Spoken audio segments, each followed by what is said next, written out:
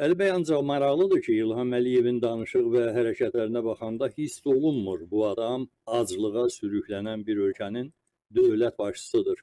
Çox həvəslə milyardlarla dollarlıq investisiyaları xarici ölkələrə yatızdırır.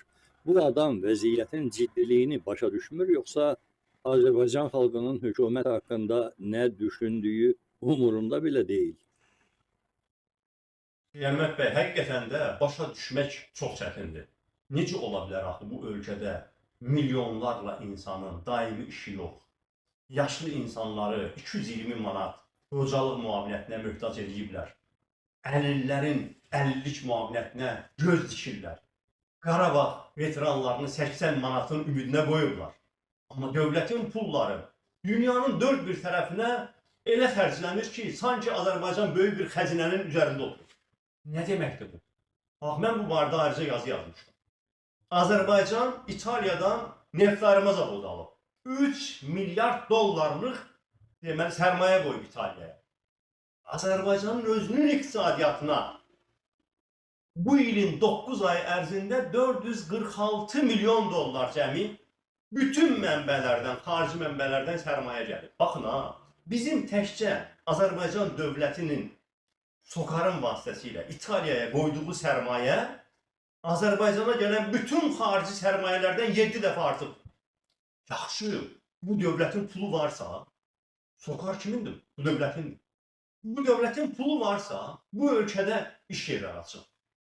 Bu ölkədə insanlara ipoteka krediti verir. Bu ölkənin insanlarına aşağı faizlə sahibkarlığa, öz işini qurmağa kredit verir. Yoxsa ki, bu milləti tamam nəzərdən qaçırırlar artıq. Sanki bu millət yoxdur heç. Və tək İtaliyada deyil. Deməli, bu ilin birinci yarısında İsrailin ən böyük investoru Azərbaycan. 500 milyondan artıq yatırım etmişik. Qardaş Türkiyədə artıq Azərbaycanın sərmayələri 20 milyarda doğru gedir. 17 milyard artıq yatızdırılıb 20 milyarda doğru gedir. Pakistana milyardlar yatıracaq. Nə bilim, Somalidən Kongoya qədər. Hər yerə Azərbaycanın pulları gedəcək.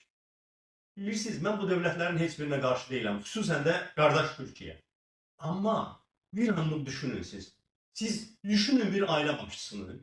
Onun evində uşaqları, valideynləri acdır, ailəsi acdır. Amma o gedir özünün hansısa qohumlarına, dostlarına, oturub durduğu adamlara bahalı qonaqlıq verir, evini təmirlətdirir, altına alıb maşın qoyur. Necə baxarsınız bu ailə başçısına? Əvvəl evin içidir söhbəti, axı bizim millətimiz